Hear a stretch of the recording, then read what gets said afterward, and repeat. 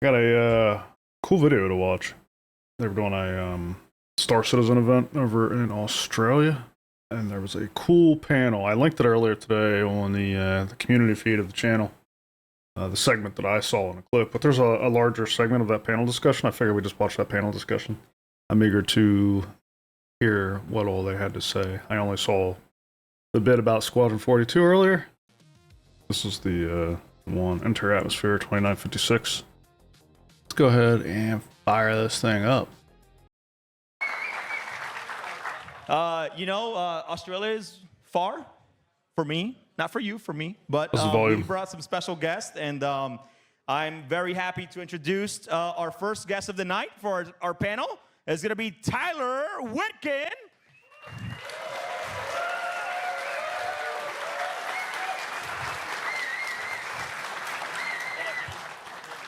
Yeah. If you don't know, he is the community director of Cloud Imperium Games. And then our next special guest, of course, is the lovely Sandy Roberts.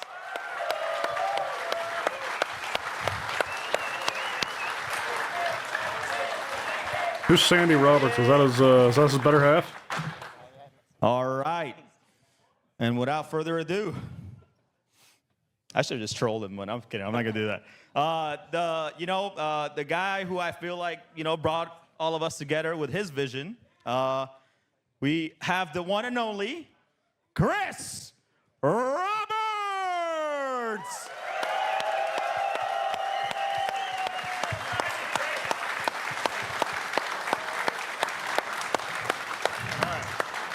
All right. Here we go.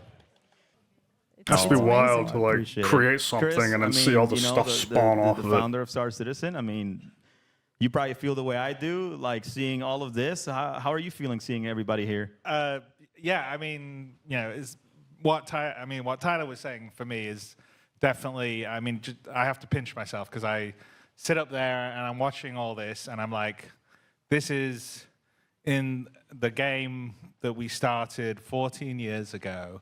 And I would never have guessed there would be like an event done to this level of profession. I mean, this is like watching a proper, like a real TV sports, like the Olympics or something. And we're here watching. Oh. No, it's no, seriously. I mean, like you guys is crazy. It's like this isn't. I can only imagine. Normally when you think community event, you think, oh, like yeah, it's nice, few people get together. But this is spectacular. And just also, talking about the fact that the game has so much things you can do in it, and just let's say for instance the racing and the PvP stuff that we'll do later, it's just a small aspect of it, but just that part of it can create such a huge engagement and following and specialization. I mean, it's pretty crazy how good everyone is. I'm definitely not as good as anyone racing here.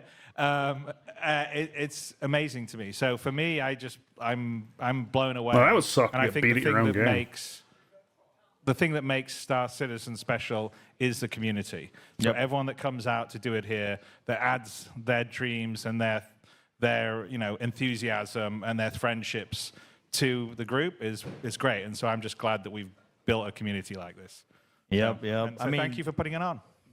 No, I mean, it's one thing I want to say is a big thank you to our team. Oh, man. This team is incredible. That's all I can say. I agree. Thank you. So,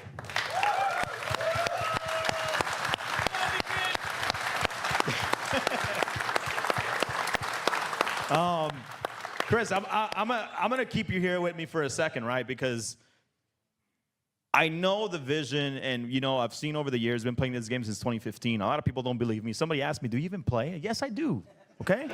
Yes, I do, okay? I was in that hangar module. I couldn't even get out. I blew up, and then I exit the game. So, it's tough. So sounds about right. Yeah.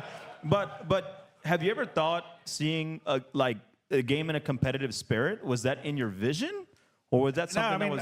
honestly, that's what I was saying. The racing aspect of it sort of grew out of, the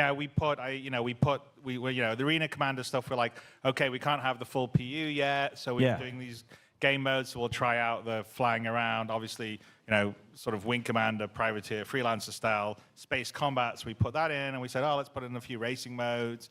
And then, everyone really just starts to engage in it. And then on top of that, when the PU comes out, especially when the planets start to happen and people are sort of creating their own courses, because some of those courses that are in Arena Commander originally was someone just found a cool place on Daymar or Delamar or wherever it would be to race amazing. around and say this is a really great place to race, and then the dev team Talk about emergent gameplay, part of it into Arena Commander, and we built it out in the PU. But that's an example of the community and the devs sort of vibing off each other and adding and creating something better. And so for me, I would never, if you told me there would be, a whole thing about people training to race in the way that we've got here, I would be like, really? Does that stuff happen? And it does. So for me, it's great because I just sit back and I watch this and I go, that's why we're making this huge, expansive sandbox, is for people to enjoy and do what they want to do inside it. And that is, like, for me, I don't know, like a proud father or something looking at it going, okay, this is very cool. Exactly. It's not about the fact that they put racing in the game. Like, they didn't set out to say, hey, we're going to make a racing simulator. It's like you put these vehicles in the game and you create the flight model and the physics and all this stuff, and you give us this environment where this stuff works and it functions, and then players drive it, right? Like, it's pretty awesome. Cool. That's awesome. That's awesome. That's what it's all about. It kind of brings me back to the interviews we did with the racers. I'm not sure if you guys saw those, but Blowtorch talked about how much he loves racing, and then when he just wants to hang out, he just goes mining on his own, out lost in the wilderness and in space, which is awesome. How about you, Sandy? Like, seeing this whole competitive spirit and everybody come together. We got flags. We had signs of Wayne DC go. Like, how does this make you feel? I mean, I talked to Duop before I came out here, and he said that he had joined because of the Next Great Starship, which was a very, very long time ago. But that was something that we that was community created, and so just seeing this now, how it's expanded and grown into something so professional, it's just amazing. It's like, I went to, next to our old offices in Los Angeles, where the League of Legends, where they do. Yeah. I mean, this is just as good. Oh, well, that's... And the other thing I'll also say, that because Sandy doesn't toot her own horn as much as she should, but when we started this a long time ago, Sandy told me, before we did our crowdfunding and kickstarting, said the key is going to be putting the community together. And that was one of the reasons why there was the website that was done before we even announced the game, where it had the golden tickets, and I think we had about 40,000 people sign up with it. And so the building around the community was very much Sandy's idea at the beginning. She says that's where your power, that's where the strength's going to come from. And so it's been in the DNA of Star Citizen from the very, very beginning. And I think that's what gives us the longevity. It's what, we're going strength to strength. Last year, it was more people playing, more people joining than we ever had before. Very true. I mean, that's what sets this game apart from Masters of the Creation. strength of the community is really the superpower of Star Citizen. So, they have crafted this expansive community, and then they've come out with a system that allows that community to fund the game, Let's give Sandy a round rather of applause. than swindling investors.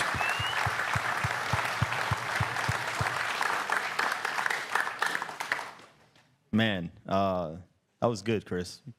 Points for that one. Trying to get some brownie points. Sorry, swindling might be a harsh word. I don't know what's How coming about up. you, Tyler? I don't know where the state of that game. We're going to check in on that later, but you know what I mean. Rather than relying on investors that you're either swindling or they're swindling you, or whatever the case may be. I mean, this model is just so much more sustainable. You are the director of community, and you spend a lot of time. I just want to say that I don't know how he does it. This is one person that I respect everybody, but for myself, I do a lot, and it's because I love this community, and that's why Tyler does so much behind the scenes. and coordinated with Chris and Sandy to bring him out to Australia after like 12 years, and we were pushing for it so much. But Tyler, I mean, you've seen our events, you've been to our events, but like being here in Australia with almost 500 people here, I mean, how does that make you feel? I mean, it's incredible. I mean, you probably can relate to this because I know you work your ass off. Is that it doesn't feel hard when you're surrounded by this much passion and this much camaraderie. Like I know how much that you put into this event, and I know every moment was worth it, and that's how I feel with everything that I do. I think it resonates with the entire team at CIG, not just the community folks. Everybody is building this because it is the game that everybody's always wanted to play. I think that doing it alongside the community is just a gift that we're incredibly grateful for every day. All right. Well, I'm going to go into some game questions. I think that's the game that's everyone's always wanted to play. Remember that.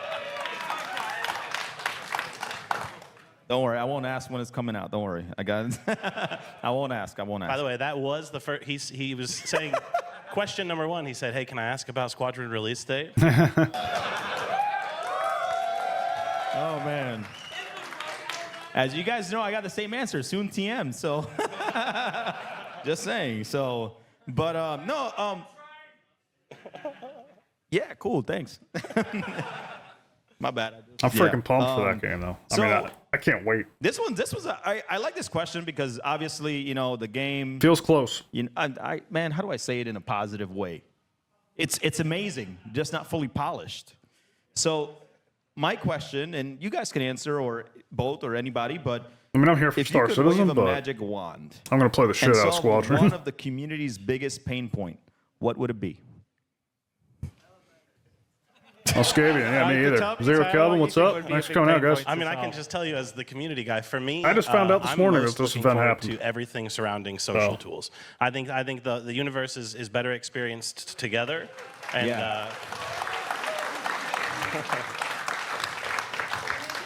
I will second that. yeah, I think everything related to grouping, to being able to communicate, to being able to, get. Yeah, they've updated their messaging and their emails, Noscavian, like their website, like everywhere you look, they are committed to shipping it this year. So I would be freaking shocked if this one slipped. Yeah. Get to your crew quicker. Everything related to that, I think, will not only help Not impossible, events like but I'd be Alamo, but shocked. just bring people together. And for me, it's all about making friendships and connecting. And social tools are top of list for me. Awesome. Any other answers, or you guys want to? No, and we are. The social tools are a priority, and we're working on them this year. It's Benoit's number one project This year, on there, his guys, number team one, side. social tools. Yeah, I would say that's probably. I mean, it's kind of hard. I mean, there's a lot. I'd like the game never to crash. I'd like to have more players playing online. The dynamic server meshing will happen a little later on this year. There's a lot that I'd like to do. Yeah.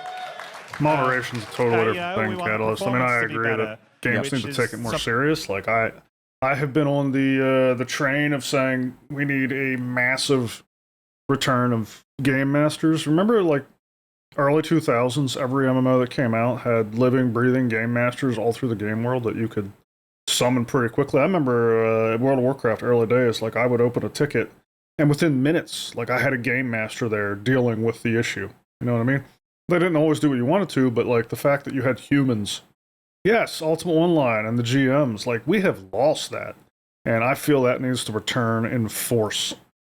You need freaking power-hungry people sitting there, freaking hitting people with banhammers, muting people, whatever they need to do to get this shit under control, because I agree, it's a problem. And there is no automatic way to resolve this problem. There's no systems you're ever going to put in place that just ends it. The only end is people moderating.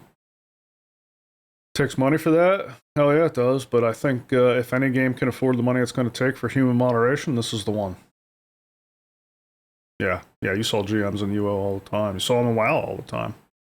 I remember I got... Something happened to my character once, and I had to open a ticket to get it resolved, and a GM pinged me and said, hey, I'm going to have to boot you offline, because they inhabit your character or something. Like, they actually took over my character. And I waited a while, and I logged back in, and somehow the GM forgot to remove GM permissions from me, so I got to be a GM for a few hours. It was amazing. Now, I didn't exploit it because I knew that if I did, I would probably get the ban hammer. But the one thing I did do is I went to the Alliance City. I was playing Horde at the time. I went to the Alliance City. I was invisible. Nobody could see me. I could talk to anybody. I could understand the Alliance language. You know how like back then Horde could not understand Alliance and vice versa. I could understand them. I could communicate with them. I could kill anything. Like I could attack anything, but I was invisible. Nobody could attack me. And so I went through their city and I killed all their auctioneers. and I got to hear them in chat bitching about Horde exploiting. It was amazing. Oh my god. And then I immediately teleported home and opened the ticket and said I'm sorry. But please remove GM powers from me. They're going to put in AI to moderate, probably. Yeah, I'm sure that AI will play a role, but it's never going to be the end of it, right? Like AI, just like AI accelerates programmers and it increases our bandwidth, but it's not going to get rid of programmers. I think a human moderation team could leverage AI to moderate far more than they otherwise would be able to, and I hope that's where we get to with it. Communities weren't as toxic back then because actions had consequences. Exactly, Catalyst. That's what I'm saying. Like, that's the only way to rein in this toxic bullshit, is to say, hey, we got humans reading and watching this shit, and you're gonna freaking face the consequences if you behave that way. That's the only fix. GMs get alien models. That would be amazing. Vandal GMs. Not worried about GTA 6. I'm not worried about it, but I can see CIG manipulating their release schedule based on the release schedule of GTA 6. Now, I'm of the opinion that GTA 6 is going to be delayed until 2027, so I don't think it's going to interfere with Squadron 42's release, but we'll see. I could be wrong on that. Ignoring their moderation problem and player behavior has hurt SC so much despite all this hype. I don't know. I don't know about that. I think that just given the state of the game, I would imagine that people are giving them some leeway here. I mean, dude, global chat is freaking a mess. The first thing I do when I log into the game is I push F12. That is the first button I push when I log into the game, and I can't imagine I'm alone. I think most people probably just turn that shit off. I did the same thing in Ashes, though. You know, the first thing I did was disable global chat. The only chat I had on was guild chat or party chat. So the fact is the game does give us ways to remove ourselves from the bullshit. Just like Discord, you know what I mean? Like, I go to a public Discord server and it's the same shit. You don't have moderation on Discord either. It's just flooded with this toxic shit, and I just start right-clicking people, mute. Eventually, I have a pleasant experience. And I think some of this is going to be game master moderation, but some of it is self-moderation, and I think that's going to continue to be true. Problem with the press F12 solution is that it just encourages toxic chat and just tells those people who do it they can have... Well, that's true, Catalyst. I'm not saying it's the solution. I'm saying it's the current solution. And it does rob those people of what they're after, right? Like, people that behave like that, they do so to get a rise out of people. And if they're just screaming into the void because nobody's reading their bullshit, then they're not getting what they want. VR Sport made me question if it's going out this year. I don't think they would delay it for VR Sport, Big Matt. I think if they're saying that VR Sport's going to land, I think, and I talked about this before in my predictions video that I did earlier. I think that what we might see is like an experimental version of VR in Squadron 42. Now, Chris here is claiming that we're going to get the final thing, and we might, but I think rather than delay Squadron 42, they would just reduce the expectation that came along with VR and promise it like in a subsequent update, right? Like say, hey, we're launching Squadron 42 with VR in the state by first half of 2027. We expect it to be finalized, something like that. I don't think they would delay the whole game for it. Don't get me wrong, I love that it's getting VR, but how they plan to go from experimental to full support in a matter of months? Yeah, I don't know. I don't know either. And it could be that Chris is just being over-optimistic here. It would not be the first time that Chris was over-optimistic, but again, I don't think, even if they miss it, I don't think that's going to delay Squadron. I think we'll get Squadron with experimental VR, just like we have Star Citizen with experimental VR. Yeah, nice to have, not a requirement, exactly. Yeah, exactly, Wolf. It's not a core feature. Nice to have. Frame 21, hey, thanks for coming out to the chat, man. Really appreciate it. And thanks for joining the Discord today. VR is like 2% of the SC audience. Exactly. But I think that's, Alberto, I think that's because VR just has not hit its stride yet. It hasn't hit its critical mass. I think it's, the hardware's not quite where most of the people want it to be. Most people have not made the investment in it yet. And so, but I think that Star Citizen could change that over time. And I think, they're banking on the future. And eventually, the hardware will reach a point where most people are willing to adopt it. I mean, it's no different than cell phones, right? I mean, we went over a couple decades, we went from freaking these huge bag phones in cars that had to be plugged into the freaking car battery to the supercomputer that's on our pocket now. And the same thing's going to happen with VR headset. It's going to come from these big clunky helmets to something like my eyeglasses. It's only a matter of time. And so I think it's, for these people who are building Ready Player One, as we'll talk about in a minute, I mean, they are building the game that they expect people to be playing for the next several decades. This isn't like a 5 or 10 year game, right? This is the game that they plan on people playing for the next 20, 30, 40 years. And if you're looking ahead that far and you're thinking, like, how are things going to change? I mean, one of the things you have to be thinking about is the VR technology, and that your game needs to be built for that, knowing that it's coming and it will eventually be pervasive. Anyway, let's continue this talk. Something that we're working on. It's actually a big push on Squadron, and the gains and benefits of that also. DM Legatus, they're trickle down building Ready onto Player One. Yeah, help. Watch this video. They're going to talk about it. Yeah, my list is very long of all the things that can be better. And this The is new something player I have experience said. should be a lot better than it is too. If you go back to the video I did where I said that Star Citizen is going to be the first game for everyone, this is exactly what I was talking about. That's always a difficult one, right? So Yeah. Well, the inventory. They will drop with 4.7, so you will have the new inventory and you'll have crafting. Hell yeah. The first version of crafting in 4.7. Hell so yeah, the new dude. I am inventory pumped should for be 4.7. is significantly better than the old inventory, both faster, more responsive, and gives you a lot Cody? more options in terms of managing and sorting. Thanks for coming out, man. Nice. So yeah. I just want to say, more than anybody else I know at CIG, Chris reads everything. Like at all hours of the day, like page 38 of Spectrum or page 9 of Reddit or whatever, he'll post in chat, hey, what's going on here? So just know that, as far as getting things fixed, if there's anybody who you want to be reading all the feedback most, it's him, and he is. Well, there we go.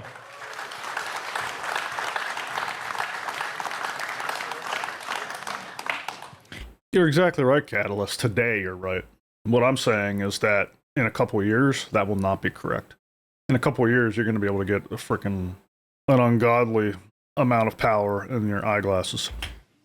So we. This is going gonna get cheaper. Relatively. that was a good one. For the power. Thanks for letting them know. I mean, a lot of people are really excited for so many things in the game, but with features like refueling, exploration, longevity of combat encounters, and other core mechanics still evolving, how do you guys currently prioritize, refining existing systems versus adding new ones?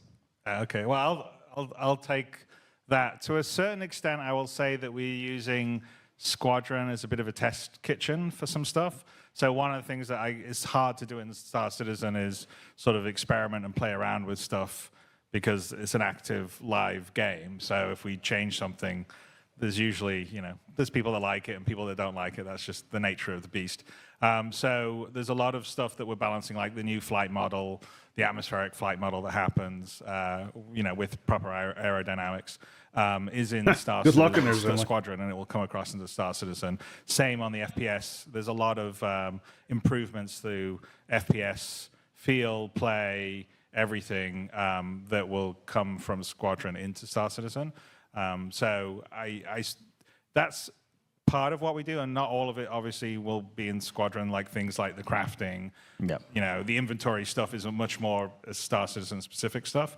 And it is a challenge of delivering the full featured system and not a partial one. Because part of the problem sometimes is you deliver things like engineering doesn't have all the things that it will in the final version. And so you don't not everyone can see the full context of it. Yeah. And so that makes it a bit more challenging because you're like, oh, this doesn't work because of this. And, I'll be like, yeah, I know, but when these things come online, then it will all make sense. And so that is actually that is one of the biggest challenges we have on the Star Citizen side, is how to roll that out. So we're trying to make sure that we cook it a little bit better going forward. But, I'm sure we'll get called out on Reddit and everywhere else. So. Shout outs to Reddit. Yeah. Any other comments from Sandy or Tyler? No? Okay. All right. One thing I want to talk about that you guys really surprised us, because we have in the Daymar Rally, we actually have multiple teams that race in VR. And these guys are like, they take it serious. They're like, they have a whole cockpit with VR, and they're literally racing Daymar Rally, which is in the truck division, which is like a 7-hour race, depending on your experience. And Here they're we go. in This VR is the whole thing. time. But you guys did a great job just kicking out VR. And how is there more coming for VR in Star Citizen? Yeah, there's definitely more. I mean, so for a start, I mentioned it before, but Squadron will be fully VR supporting too. Oh, wow. So you can play that, which is going to be pretty cool.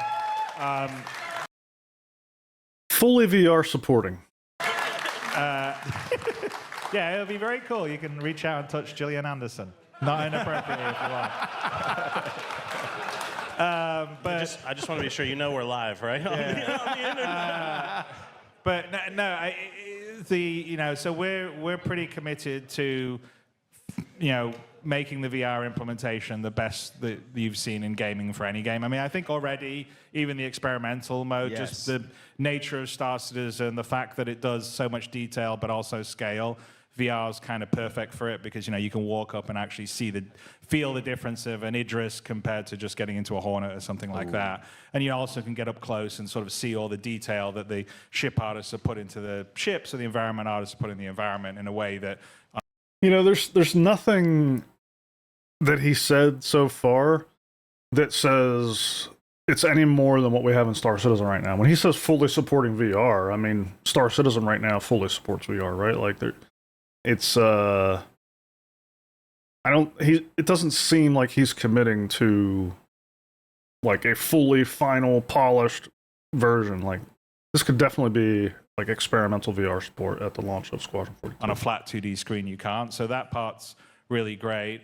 We're going to be supporting more VR specific controls, so VR controllers as well as the general control stuff we do at the moment. So it is an ongoing project, and one of the other aspects is the UI side of things, which still has to be dialed in. It's sort of improved from the experimental release in Christmas, and 4.5, 4.6 has a few improvements, but it's still got quite a long way to go. But it is definitely on our plan. And so when Squadron releases, it'll be full featured, and the same parity will be in Star Citizen. But I think as headsets become lighter, and you've got a little more power on your machines, then VR becomes more viable. Because doing it now on a high resolution head, like an OLED that isn't too heavy, Yeah.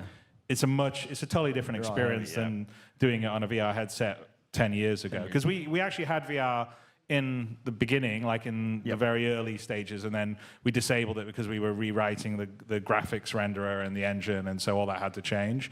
And so now that we've sort of got the next gen renderer in, which is in the Vulkan stuff and the other stuff we have, and it's also in, with ray tracing is, will be coming to Star Citizen because it's in Squadron right now, and it will come across into Star Citizen. That's enabled us to be able to do the VR support. So it'll be good, and we got some passionate people in our.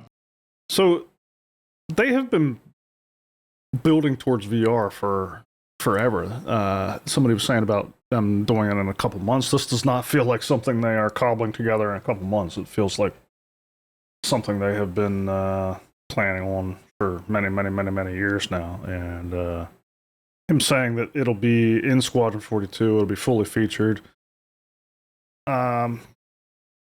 Like there's nothing in that language that's telling me that he is saying we're going to delay a Squadron for, the most immaculate, bulletproof final implementation of VR you could ever imagine. It just sounds to me like he's saying we're going to have VR available as a mode to play Squadron 42 in, and it's going to be full featured. I mean, that could mean anything. That could mean that we have just as good a support as in Squadron or Star Citizen today, with maybe support for one of the VR controllers or a couple of them or something like that. Like, yeah, there's nothing here that's saying, hey, we're going to use this as an excuse to delay the game.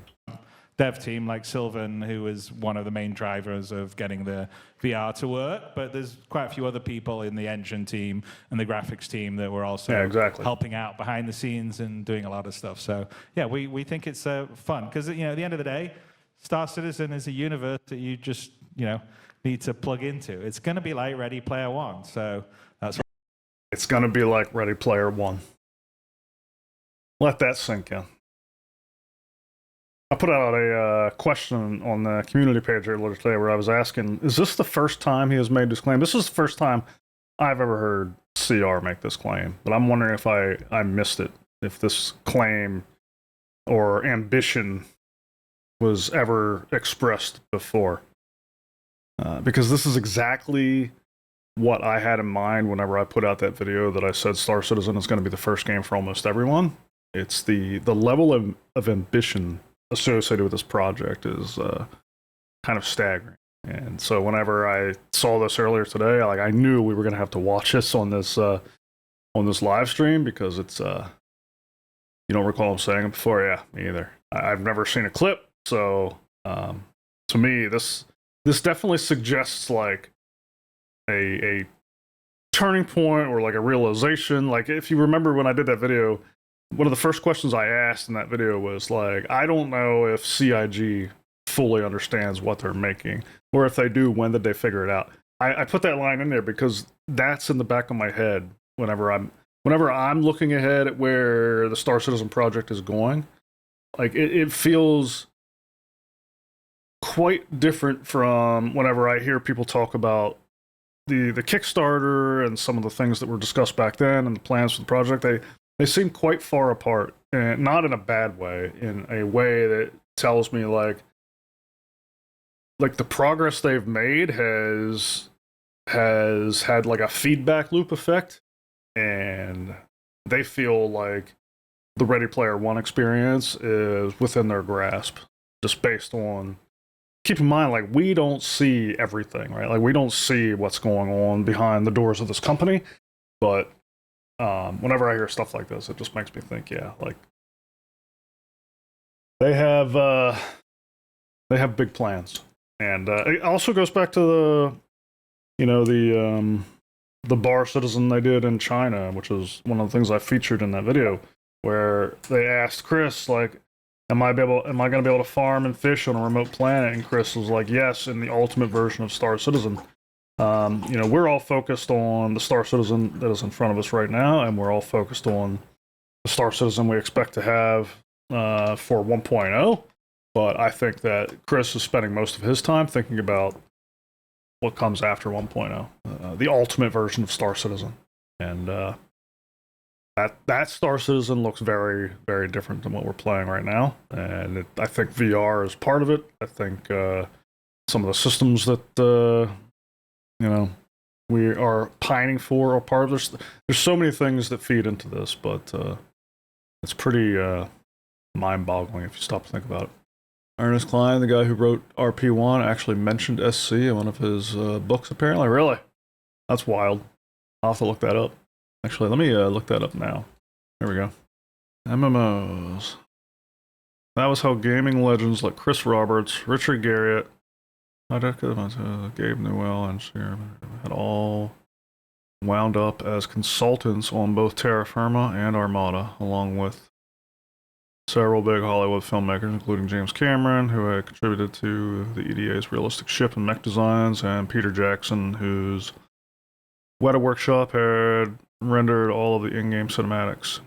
Chaos Terrain had created its own custom games engine for both Terra Firma and Armada, using many of the same programmers who had worked on previous combat simulations like Battlefield, Call of Duty, Modern Warfare, and on existing aerial and space combat simulators like Star Citizen, Elite Dangerous, and EVE Online. There you go. There's the passage. I'll have to check this book out. Interesting. Sounds like they're kind of basing on this fiction on reality and saying if you extrapolate where things are headed, like this is the ultimate outcome. And I don't know. We could be living in a reality where Star Citizen just becomes Ready Player One. That's Chris's point. That's what we're doing. Okay. Let's rewind this just a little bit. To, making the VR implementation the best that you've seen in gaming for any game. I mean, I think already even the experiment. This is important too. Like, and this is a really good point. And going back to my comments earlier about them planning for the future, not the now. Like now, I don't know the VR. Like VR is definitely not in a state where I would be willing to adopt it right now. But I think that someday it will be. There's no doubt. And it sounds like they have the same. Like they're planning for the future, right? They're saying, hey, look. Back when we started, this VR sucked. We kind of put it on hold. Even now, like it's okay if you play with some of the newer stuff. It feels a lot better. But like Chris pointed out, like it's headed in the direction of like these. Like this is what VR will be eventually. And whenever that happens, it's going to be a totally different universe, literally, both physically and in this game. And so him aiming to make VR and Star Citizen the best implementation of VR in any game is crazy, because there's really no MMO or game of this fidelity and depth that offers VR support right now. Like, at least that I'm aware of. Correct me if I'm wrong, but like any VR game I've seen has been pretty shallow, pretty low fidelity, or just not a whole lot going on. Just to imagine living in a universe this rich and this deep in virtual reality is already kind of mind-boggling. And again, keep in mind that this is just 1.0, and they have ambitions far beyond 1.0. And if they continue to evolving on those ambitions, the size of the universe, the number of star systems, the number of ships, improving the VR capabilities, adding support for more VR controllers, and like all this stuff over time. He's already mentioned they're adding support in the, not him, but Benoit, when they did an interview with Benoit. Benoit was talking about how they're adding support for motion platforms. You bring all this together, and it starts to feel like Ready Player One, right? I actually just finished watching the film before jumping in here. Seeing the clip earlier got me interested in seeing it again. Yeah, I'm gonna watch it again too, P-Wolf. It's on my list. Half-Life Alyx. Yeah, a couple people have mentioned Half-Life Alyx to me. I've never experienced it. I'll take your word for it. Experimental mode, Yes. just the nature of Star Citizen, the fact that it does so much detail but also scale. VR is kind of perfect for it because you can walk up and actually feel the difference of an Idris compared to just getting into a Hornet or something like that. And you also can get up close and sort of see all the detail that the ship artists have put into the ships, or the environment artists have put in the environment, in a way that on a flat 2D screen you can't. So that part's really great. We're going to be supporting more VR specific controls, so VR controllers as well as the general control stuff we do at the moment. So it is an ongoing project, and one of the other aspects is the UI side of things, which still has to be dialed in. It's sort of improved from the experimental release in Christmas, and 4.5, 4.6 has a few improvements, but it's still got quite a long way to go. But it is definitely on our plan, and so when Squadron releases, it'll be full featured, and the same parity will be in Star Citizen. But I think as headsets become lighter, and you've got a little more power on your machines, then VR becomes more viable. Because doing it now on a high resolution head, like an OLED that isn't too heavy, Yeah.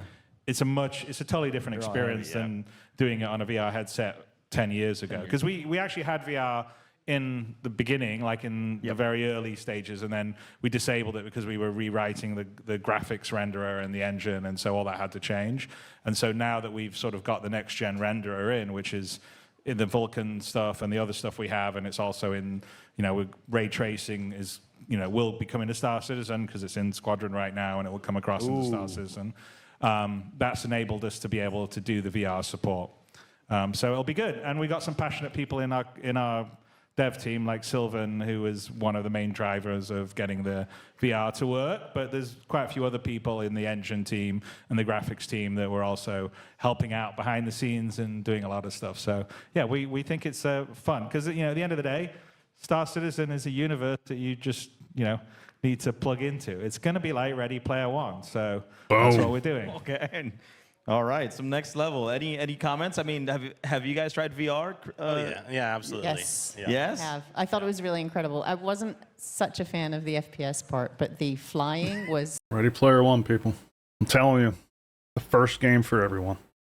second to none. That was This goes back to the whenever I had that one chat with Space Tomato, and he asked me, and I said that I said I fully expect Star Citizen to make WoW 2004 look like a minor event in gaming, and I stand by that statement. And I have taken so much heat and criticism for that statement, but you will not convince me any different. And it's not because I'm fanboying this project; it's because of this ambition and execution, and the fact that there's just nothing else for the foreseeable future, or anywhere near the horizon that has anywhere close to what they're going after here.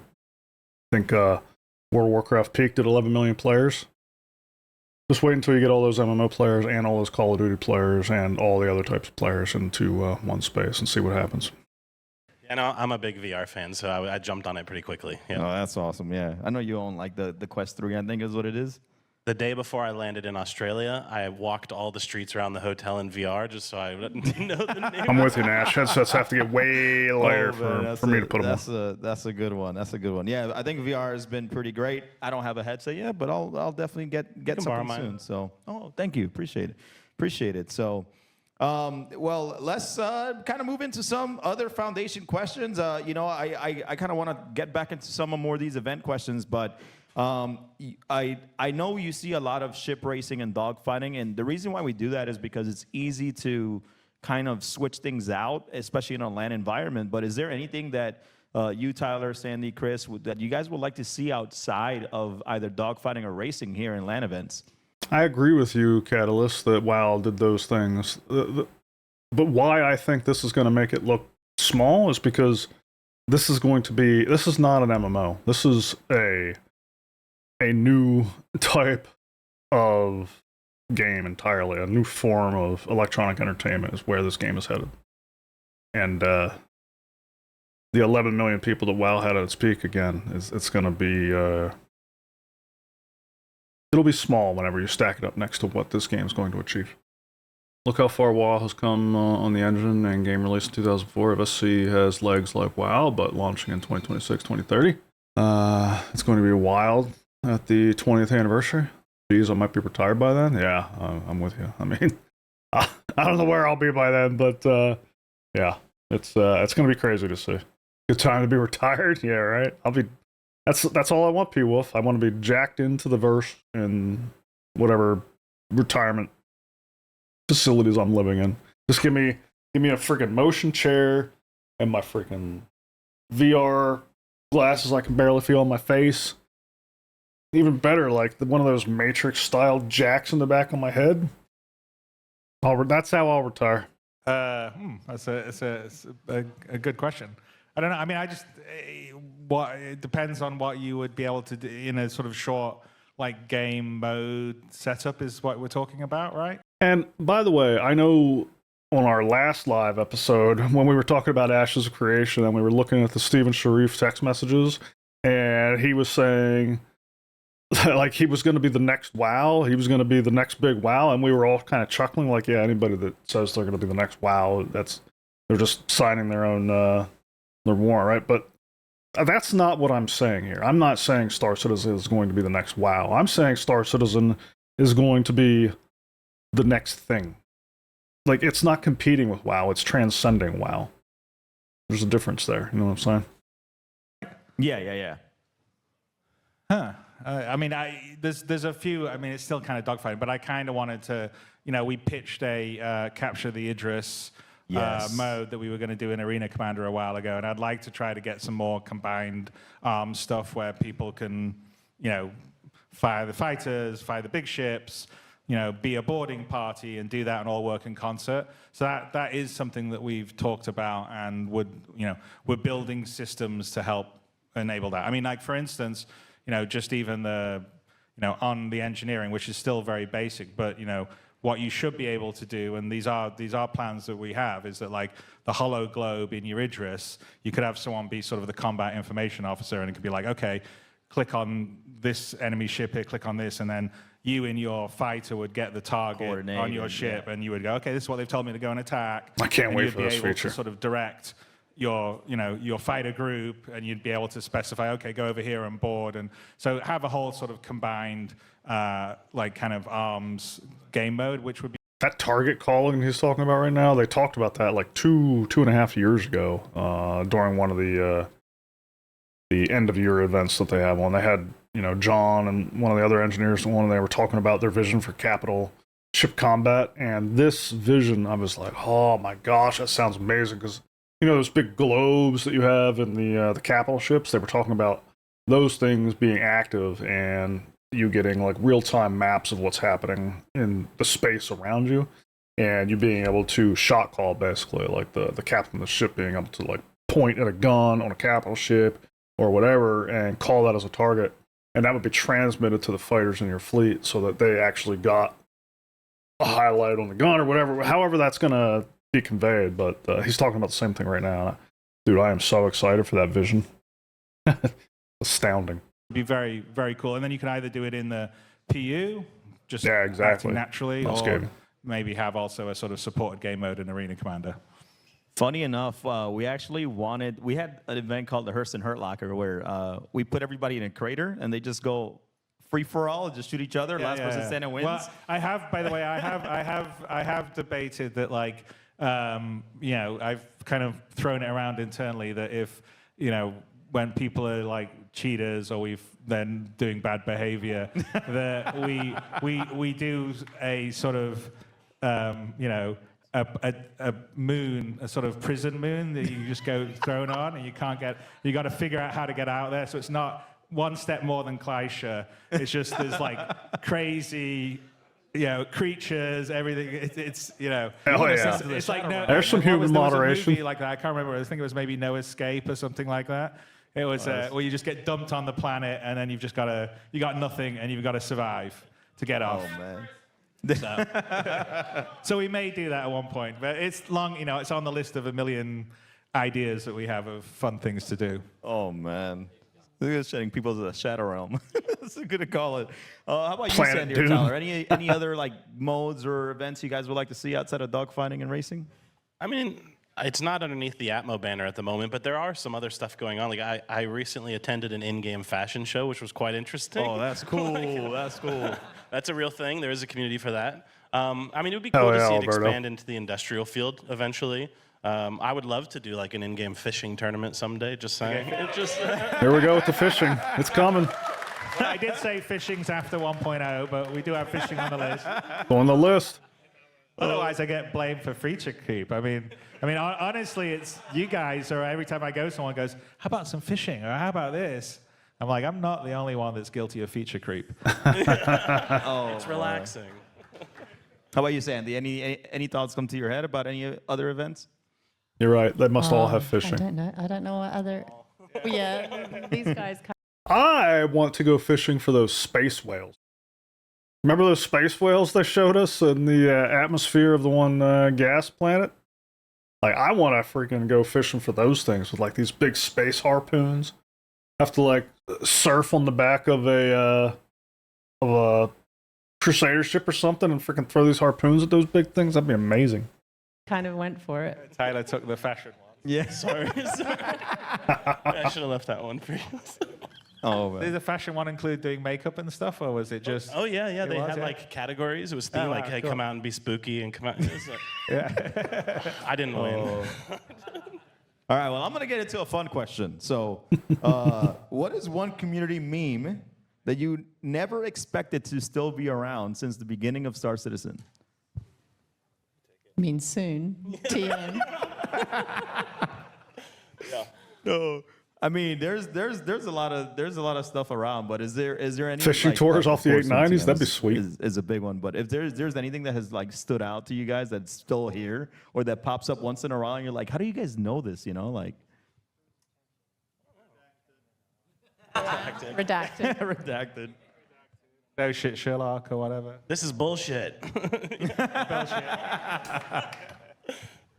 All right. I'll go into the next thing. So my next question would be, what is the most unexpected item that someone has brought you to like a meet and greet or an event? Well, I can certainly tell you that CitizenCon in Manchester, that we had the live one, I think there was more than one, but someone printed my head on a big pillow thing. I don't know if you saw. And they were waving around. Yeah. And then so, I don't know, I think I took it home. Yeah, you did, and you put it in the closet. I put it in the closet. And then I opened the closet and started screaming. Yeah. But I also, occasionally, I was like looking for stuff. I opened the oh no, it's my own head. So that, I would say that probably is the one that takes the biscuit for the, yeah. Oh, wow. Like if you look at the CitizenCon footage from 2014, I think you'll see someone like waving around in the front row and stuff. It's like my head on a sort of round pillow thing. And I think there was more than one, too. You're just lucky it wasn't a body pillow. If you want to get rid of it. just gave you an idea for the merchandise store, Tyler. I'm just kidding. How about you, Sandy or Tyler? Anything unexpected that somebody has given you at an event? At events, nothing really as weird as a body pillow. By the way, if you made it and you're here, apologies. I think for me, I've had to get used to larger items because we have such a creative craft community. I'm sorry to hear that, So Crossfaith. I often will travel and we'll receive like a massive 3D printed Kraken, that's the size of my desk, and they're like, "Hey, this is for you to take home," and I'm like, "This is amazing, thank you. How am I going to get this home?" I mean, other than that, we've had some weird packages sent to the office, that were gifts, but not safe for stream, so. What do we have? I've had calligraphy tools. I've had Oh, wow. fans. I've had all kinds of clothing given to me. I had every brand of vodka bottle given to me.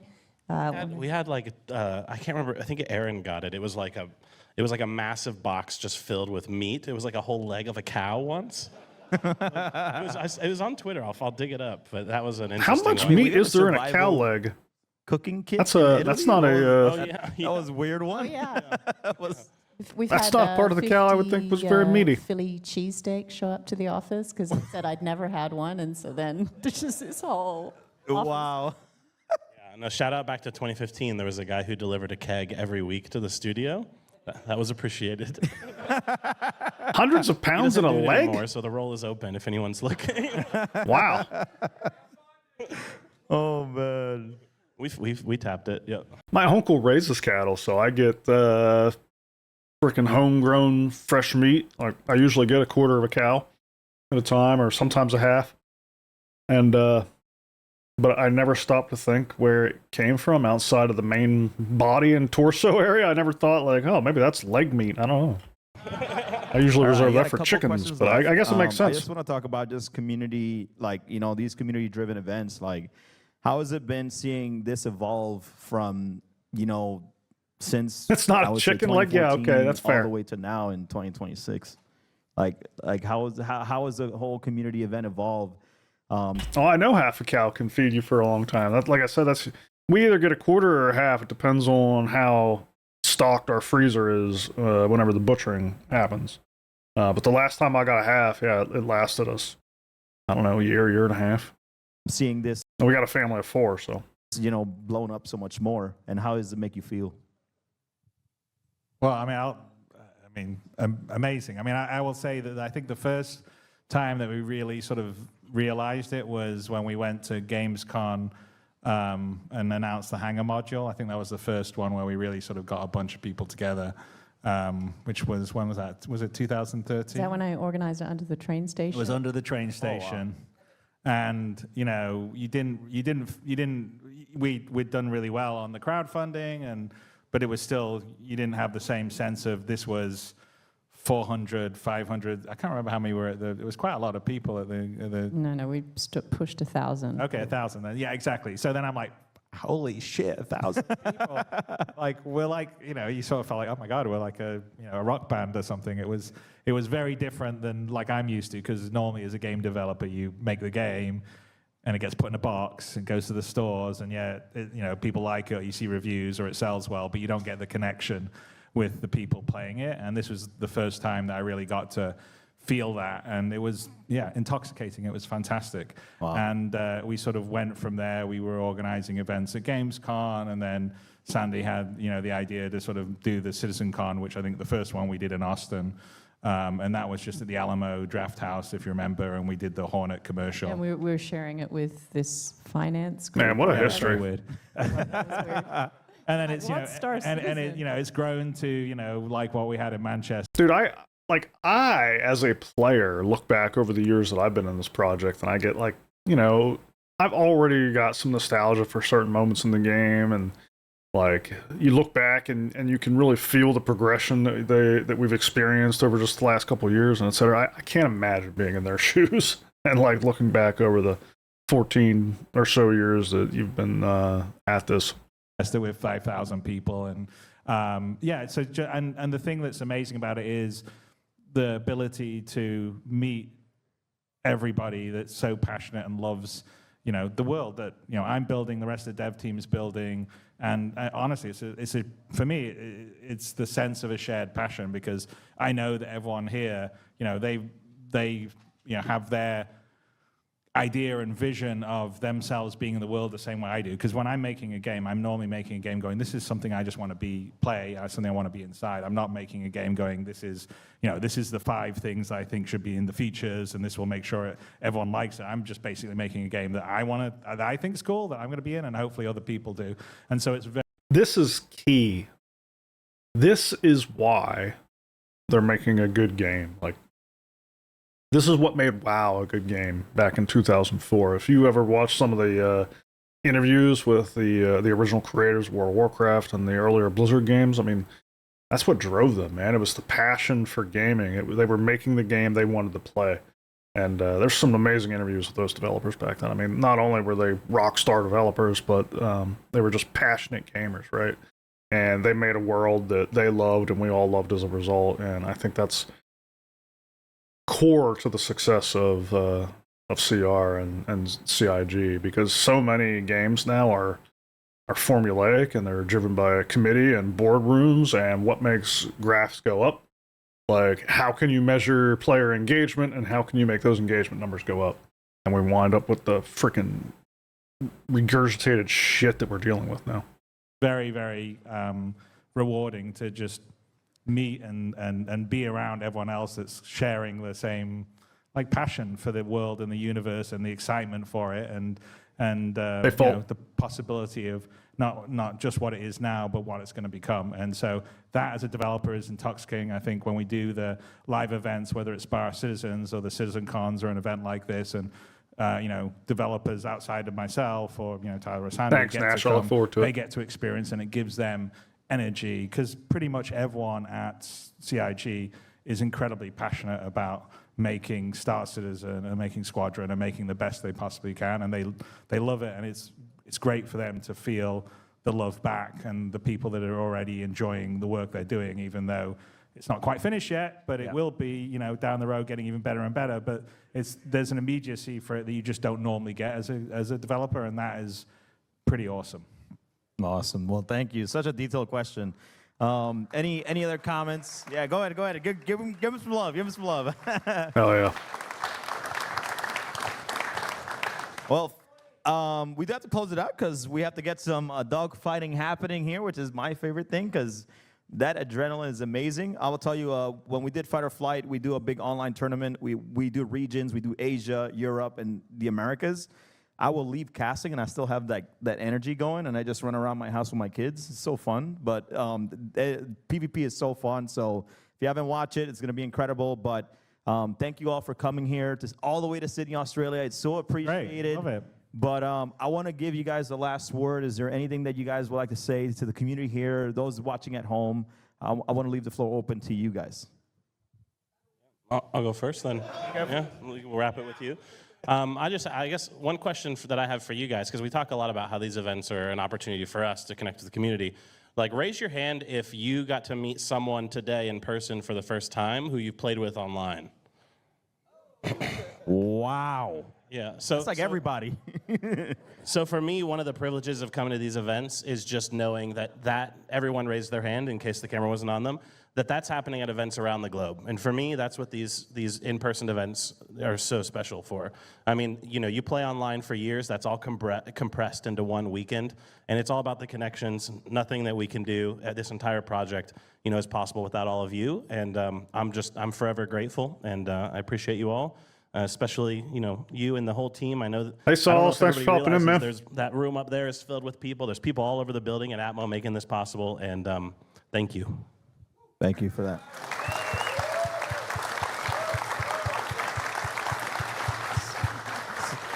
Sandy, you look nervous. No, I'm good. I'm also very grateful to the community, and it's just, I've made many friends over the years, people who have helped me through the more difficult times that I have had throughout a decade plus doing this. And I probably wouldn't be back here again if it wasn't for the community. Wow. So thank you very much for that. And it's just great to see how it's grown from an idea and thinking, oh yeah, the very first Bar Citizen, this could work. And so here it is. You know. Amazing, amazing. That means that you'll come back sooner, right? This time. Sandy handled your first customer support ticket in Huskavia. That's amazing. I think Australia has been amazing so far. But thank you so much, Sandy, for coming as well. What was the ticket? It's me. Right, Chris, release date. I'm just kidding. Go ahead. I mean, for me, I have to say that, you know, I feel incredibly humbled and privileged, and I feel very lucky because I think I'm in a position as a, you know, a game maker that pretty much no one else is in the industry, is being able to make something that's so ambitious and so bold, so far-reaching, with the support and the energy and the love from this huge community. I mean, if I was doing this in the old days, if it was Electronic Arts or Microsoft, there is absolutely no way that Star Citizen would be where it is now. I mean, it wouldn't get this far. No one would greenlight it. It's, you know, it's a moonshot. It's basically trying to be the everything game set in this futuristic universe. It's incredibly ambitious, and it wouldn't be possible without all your guys' support and the passion and the love. And so for me, every day feel incredibly lucky and thankful for all of that from all you guys. And it really is, like I said earlier on, the secret sauce that makes Star Citizen so special is all you guys and your love and passion for the shared universe that I believe we're all building together. All right, let's go. Damn. Let that sink in. I got to watch that one more time. It's so true. Like, I've tried to articulate this so many times in so many videos, and I feel like I can't do it justice. Yeah.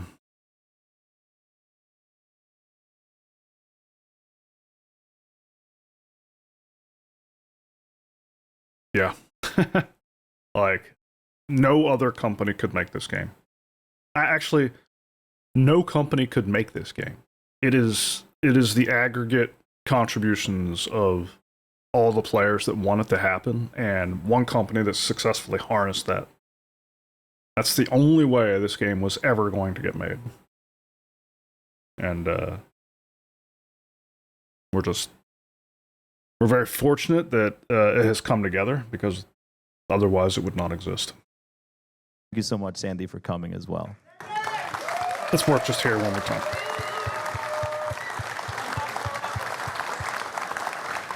It's me. Right, Chris, release date. I'm just kidding. Go ahead. And that goes for all the other companies. Like, Riot could not make this game. Rockstar could not make this game. Microsoft, there is no company on earth that could make this game. It's just, it's kind of staggering that it's even happening. And yeah. I mean, for me, I have to say that, I feel incredibly humbled and privileged, and I feel very lucky because I think I'm in a position as a game maker that pretty much no one else is in the industry, has been able to make something that's so ambitious and so bold, so far-reaching, with the support and the energy and the love from this huge community. I mean, if I was doing this in the old days, if it was Electronic Arts or Microsoft, there is absolutely no way that Star Citizen would be where it is now. I mean, it wouldn't get this far. No one would greenlight it. It's, it's a moonshot. It's basically trying to be the everything game. The everything game. Which goes back to my point. A lot of people don't see it yet, but this is going to be the first game for almost everyone. Mark my words. I do not walk that back or retract that statement at all. Set in this futuristic universe, it's incredibly ambitious, and it wouldn't be possible without all your guys' support and the passion and the love. And so for me, I every day feel incredibly lucky and thankful for all of that from all you guys. And it really is, like I said earlier on, the secret sauce that makes Star Citizen so special is all you guys and your love and passion for the shared universe that I believe we're all building together. All right. Shoo, that's powerful. But yeah, you're right. It's not that the other companies could not afford to make it. It's that their DNA prevents them from making it. It would, like he said, it would never get greenlit. It would never even get off the runway at any of these companies. In anywhere close to the form that it is right now. Let's go. All right. Well, all of you, after some PvP, we're going to have a meet and greet where you'll be able to meet, Tyler, Sandy, and Chris. Hopefully don't bring weird items, please. Okay. But thank you all so much. What happened to Xbox yesterday? I missed it.